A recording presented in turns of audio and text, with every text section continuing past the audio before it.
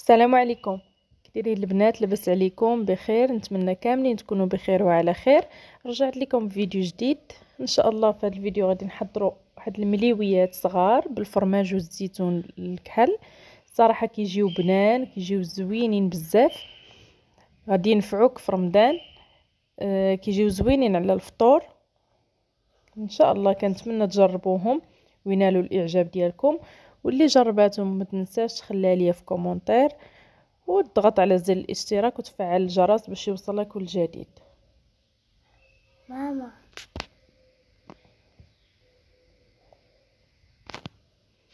بالنسبه للمقادير غادي نحتاجو زلافه ديال الفينو وجوز ليف ديال الفورس، دقيق الفورس.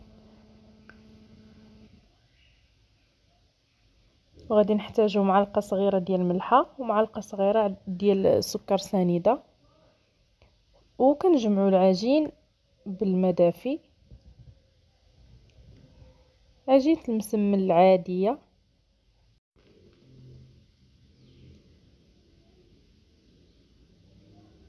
انا عجينه المسمن صراحه غير كنجمعها، ما كندلكاش بزاف.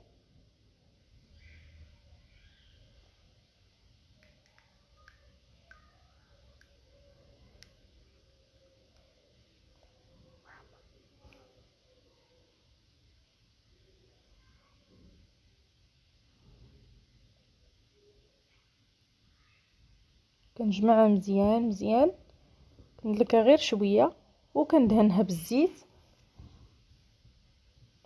وكنديرها في بلاستيك وكنخليها ترتاح مزيان مزيان.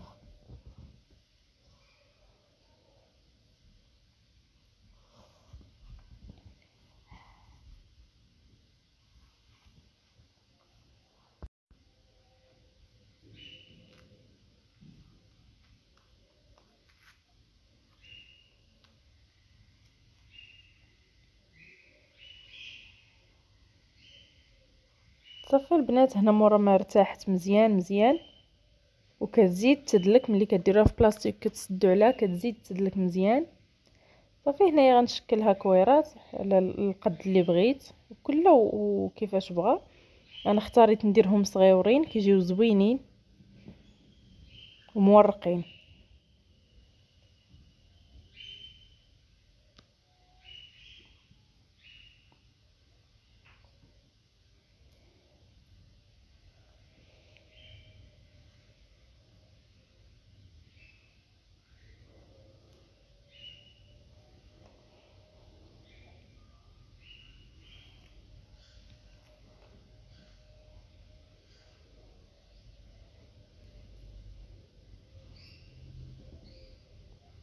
مورا ما غنكمل الكرات كاملين غادي نغطيهم بالبلاستيك وغادي نخليهم يرتاحوا واحد 5 دقائق، وغادي نمشي نوجد باش غادي نورق. غادي نحتاجو الزبده دايبه وكنخلطو معها شويه الزيت، وكنحتاجو كذلك شويه الفينو،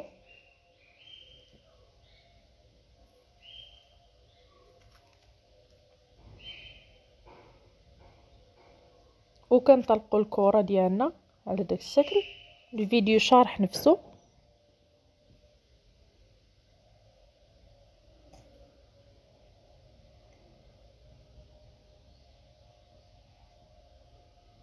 هنا البنات باش غادي نعمروا المليويات ديالنا، عندنا الزيتون الكحل اللي كنشدوه نقطعوه مزيان مزيان، اولا كنطحنوه في الهاشوار وكنخلطوا معاه. انا خلطت معاه كميه ديال الفرماج المثلث، درت 4 الفرماجات صافي. وكناخد شويه وكندهن الكره ديالنا اللي سرحنا وكنطوي على داك الشكل، وكنهزها ونحطها ونخليها ترتاح.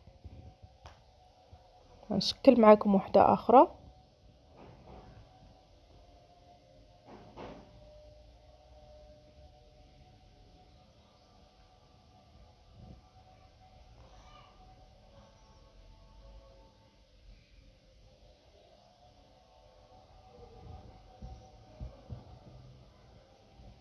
كتلقوها مزيان وكدهنوها بالزبده، وكديروا الخليط ديال الفرماج والزيتون. وكترشوا الفينو من الفوق وكطبيو عاوتاني.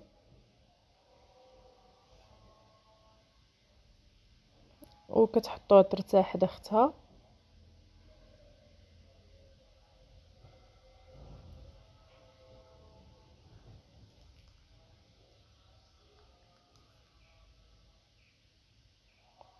طريقه واضحه وبينه وسهله بصراحه. دغيا كيوجدوا ما كيحتاجوش وقت كتير وكيجيو زوينين. وبالنسبه لطريقه الاحتفاظ بهم البنات، كتشدوهم وتديروهم تخليوهم هكاك عجينه، يعني قبل ما طيبوهم بلا ما طيبوهم كتشدوهم ديروهم في واحد البلاطو، كتغطيوهم بلاستيك وكتدخلوهم الثلاجه الوقت اللي بغيتو. هادشي الا صايبتو كونتيتي كبيره، الوقت اللي بغيتوها كتجبدوا البلاطو وكتشعلوا على المقله وكتخبزوا بشويه عليكم. كيجي زوين وكيبقى مزيان، كيبقى حتى السيمانه في الثلاجه ما كتوقع عليه حتى شي حاجه. هنا البنات خدينا ديك المسمنه ديالنا وغادي نلويوها على هذا الشكل. كتلويوها مرخوفه البنات، ما تزيروش، لويوها مرخوفه باش تجيكم مورقه.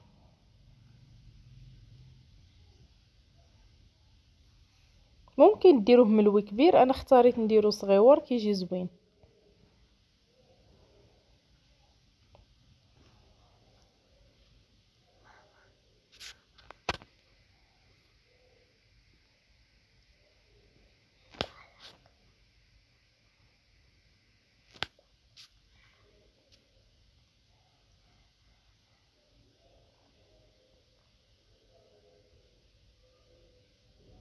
كيجيو زوينين البنات في الفطور، جربوهم ما غاديش تندموا.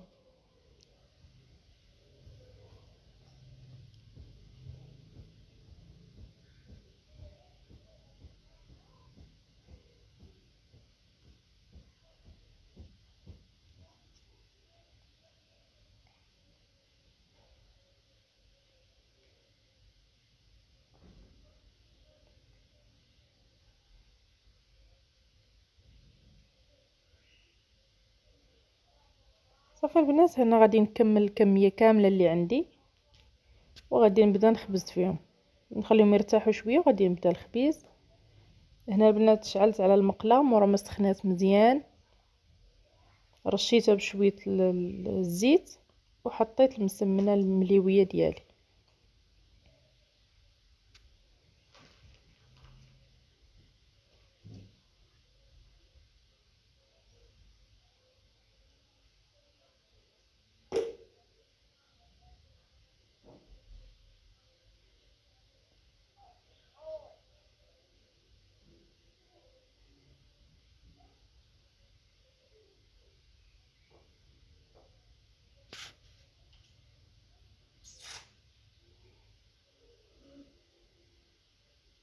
كتبقاو تقلبوا في المسمن ديالكم ولا المليويات حتى كيتحمروا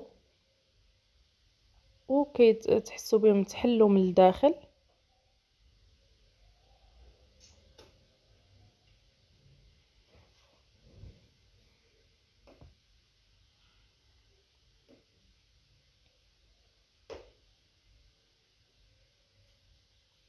واللي بغات عاوتاني تحتفظ بهم في المجمد ما كطيبهمش مزيان في المقله، غير بحال كتصهدهم وكتخليهم حتى يبردوا وكتجمعهم في شي بلاستيك، كدير وحده فوق وحده وكتديرهم في المجمد. الوقت اللي بغاتهم كتجبد وتعاود تعاود طيبهم، تكمل لهم الطياب في المقله حتى هما كيجيو زوينين.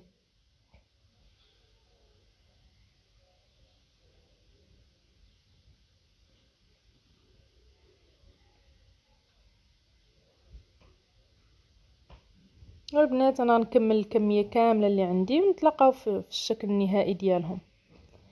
هادو هما المليويات ديالنا، شوفوا كيفاش كيجيو صغيورين، كيجيو زوينين ومحلولين مورقين، كيجيو مورقين وزوينين وخفاف. والمذاق ديالهم خطير البنات، كيجي المذاق ديالهم خطير بزاف. كنتمنى تجربوهم. الصراحه الا جربتوهم ما غاديش تندموا، غادي يوليو معتمدين عندكم.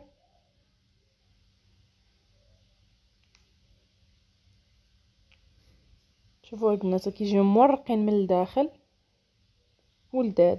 والسلام عليكم، نتلاقاو في فيديو جديد.